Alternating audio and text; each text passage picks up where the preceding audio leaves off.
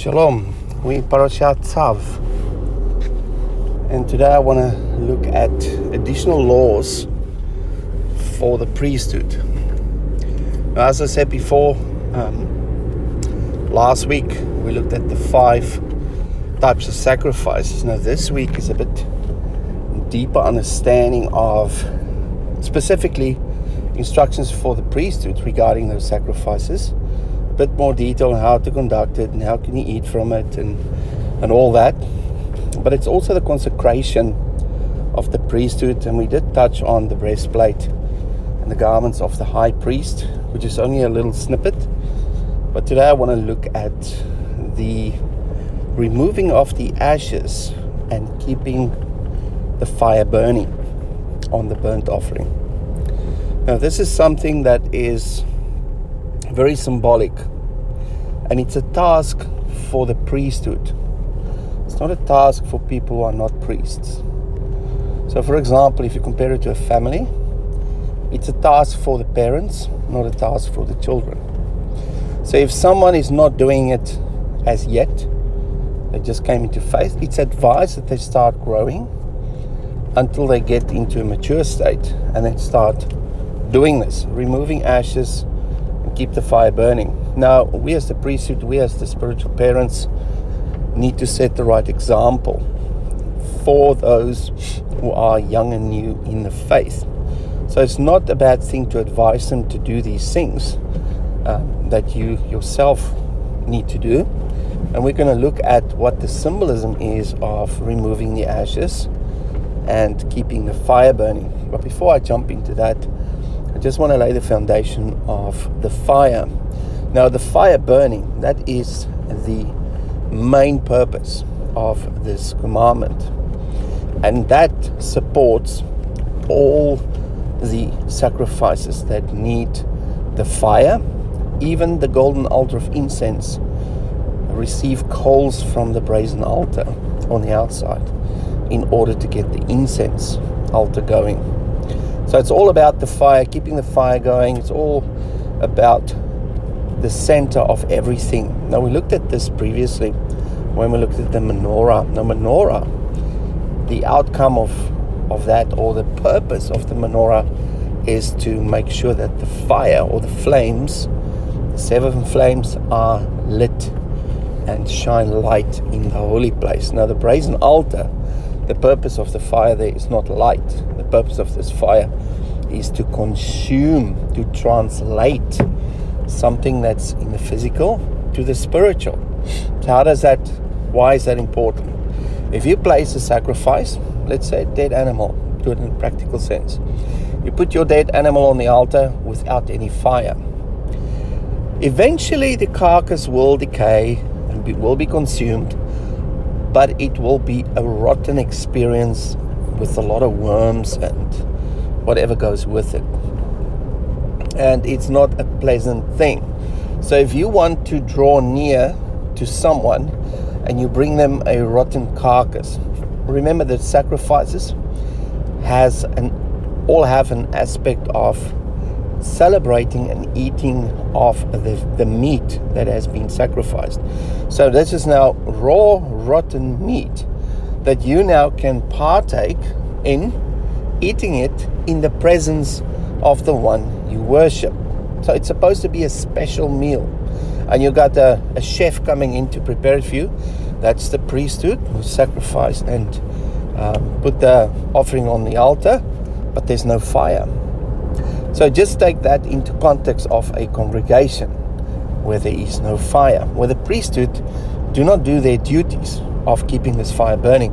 That means they'll put cold meat on the altar, which is nice and fresh, but it will go rotten after a while because of the lack or the absence of a fire. So the fire is required to get rid of the process of rottenness and get rid of the process of decay, and it translates it in an opposite direction and keep it pure, because fire is for purification and rottenness is the opposite of something that is pure. If you look at food, If something goes off and rotten, you chuck it away. If something is pure and it's well prepared, you will eat of it, and it's safe to eat of it. You won't get sick. But if you eat of the rotten meat, you'll get sick. And that's why a lot of people in the body of Messiah is sick, because they lost the flame on their brazen altar. And the priesthood, they are not doing their jobs in keeping that flame going. So let's look at the word for flame. It's the word Aish, Aleph, Shin. Now what you can note there, it starts with the letter Aleph. And Aleph relates to the letters Yod, Heh, Vav, Heh, which represent Yahweh. And that is the outcome, because it's on the right, it's on the spiritual. So the purpose of the flame is to connect to the Aleph. But you have to go through fire. And that's what the baptism of fire that Paul is talking about, or Yeshua said you need to be baptized in water and in fire. This is the fire of the burnt offering to access and connect with the Aleph, or Yahweh. You have to go through fire. And the fire translates anything and consumes anything that is rotten. And it turns it into ashes. And then the ashes also need to be removed. Now, this process needs to happen on a daily basis. And if it doesn't happen on a daily basis, say, for example, you do not clean the altar every day. You just stack up and stack up and stack up. Within a while, the brazen altar will become useless because of all the ashes and all the things lying around. You have to climb over it. There's a big pile of ash upon the brazen altar, and your fire doesn't want to burn anymore, and the lumps run down the hill of the ash hill, and people get hurt and damaged. So that's laziness that caused that. So there's an active thing that you need to do, and if you don't do that on a daily basis, these things will pile up and become dangerous and make the brazen altar useless. If you have a flame, but you don't remove the ashes. So let's talk about what does the flame mean and what does the ashes mean. So the ashes are basically the things that are left behind after the fire consumed the offering. Now, the Olah offering, which is the context of this parasha, represents you. And removing the ashes allows a peace offering to take place. So what's the purpose of the peace offering? Now, as you can see, the peace offering is right in the center of the menorah, the 5-branch menorah, which means it's the most important one. And peace, or shalom, means the completion of the building process. And the building process is the building process of you, of every individual that climb upon this altar as a living sacrifice, as an Olah offering. And then everything that's not of Yahweh will be consumed and turned into ashes.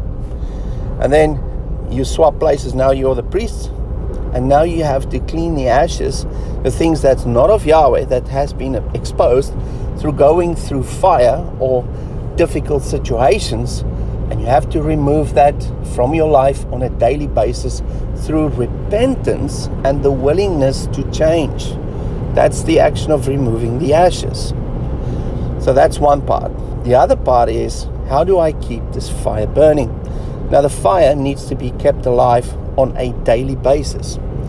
And we know that the fire is relating to energy.